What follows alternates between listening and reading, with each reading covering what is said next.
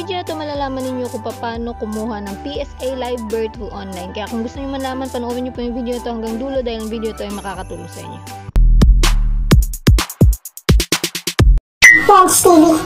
Gamit ng link na nasa baba, i-click niyo po yan, mapupunta po kayo sa website ng psahelpline.ph. Ang services po na ino-offer ni PSA Helpline.ph ay live birth, marriage contract, Sanumar at death certificate. So, gamit po ng phone, ito po yung makikita po ninyo sa bandang baba po. Makikita nyo po yung nationwide delivery of PSA certificate. So, 3 to 4 working days guys within Metro Manila at 3 to 8 working days naman po guys kapag outside Manila po kayo. Sa bandang baba naman po guys, makikita nyo po yung mga available certificate na pwede nyo pong i-request or i-order. Katulad na lang po ng birth certificate, marriage certificate, death certificate, Sanumar po na pwede nyo po i-order. Take note lang po na pwede pong mag-request po dito is yung first degree lang po ng family. For example, kung kayo po yung nanay ng mga bata or tatay ng mga bata.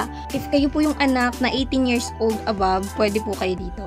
Sa pag-order guys, i-click nyo lang po yung order. Mamili po kayo kung ano po yung type na i-request po ninyo. Ang i-request ko po is yung birth certificate.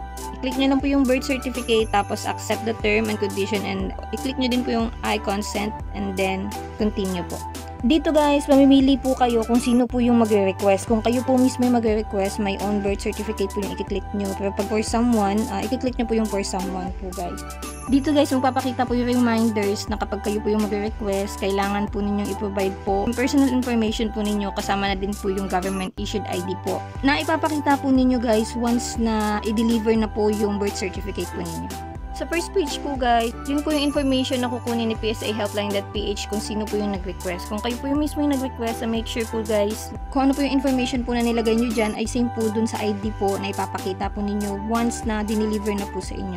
Filapan nyo lang po yan guys, at sa bandang baba guys, mamili po kayo kung ano po yung government ID na meron po kayo. Tapos i-continue lang po ninyo. Dito sa bandang baba guys, mamili kayo ng ID. Actually, nag-accept po sila ng Philippine National ID at PhilSci Electronic Digital ID. Mag-select lang po kayo ng ID na meron po kayo, tapos i-continue nyo lang po. Sa second page guys, yung information po na lumabas dyan, yun po yung pangalan ng may-ari po ng certificate. Make sure guys na tama po yung spelling. At may nakalagay dyan guys na kapag kayo ay married na, kailangan na kung ano po yung nag-appear dyan is yung maiden name nyo pa din po. Sa third page naman po guys is yung sa father information po ninyo. May nakalagay po din dyan guys kapag no father's name sa certificate of live birth nyo po, pwede nyo pong i-click yan. Kung yun po talaga or wala po talagang nakalagay doon na father. Pero kapag meron po, make sure po na lagyan nyo po yan kasi kung ano po yung nasa birth certificate po ninyo, kailangan tugma po siya doon sa PSA po na kukunin po ninyo. Sa fourth page naman po guys is yung sa mother's name nyo naman po. Dapat po yung ilalagay nyo po dyan is yung maiden name po ng mother nyo sa pagkadalaga po. Continue nyo lang po yan at mapupunta po kayo sa birthplace kung saan po kayo pinanganak. Dito guys, ilalagay nyo lang po kung saang province po or municipality. For example, nasa Metro Manila po kayo pinanganak at sa Quezon City. Yun, Metro Manila and Quezon City lang po. Click to continue.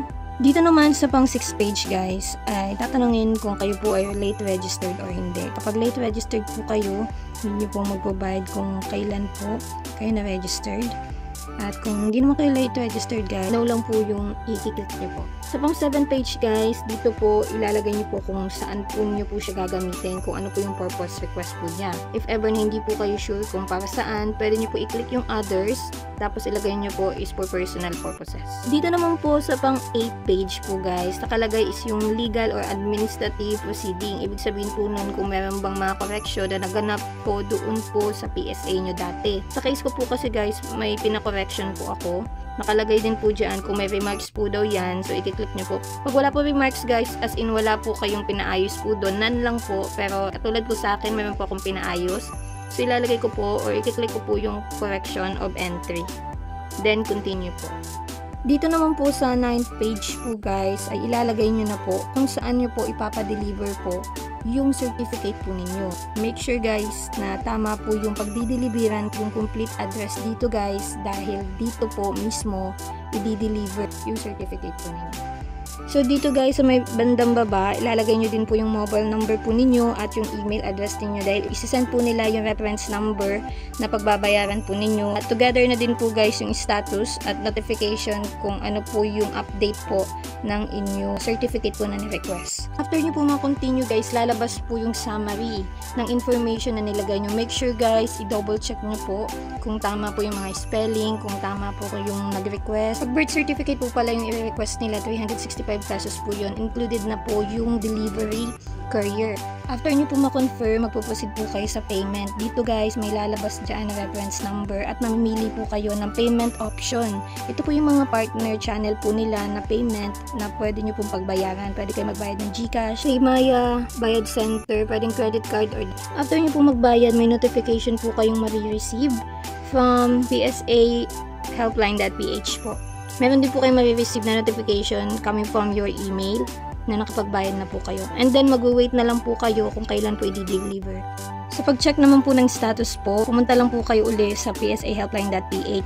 Hanapin nyo po yung check status, click nyo po yan, ilagay nyo po yung reference number po ninyo, lalabas na po yung status po niya kung proceeding. Sana po nakatulong po yung video na to. Kung nakatulong nga yung video na to, please give me a like and please don't forget to subscribe para sa tuloy-tuloy na panunood ng informative video na kagaya na ito guys. Thank you very much and see you to my next video. Bye-bye guys!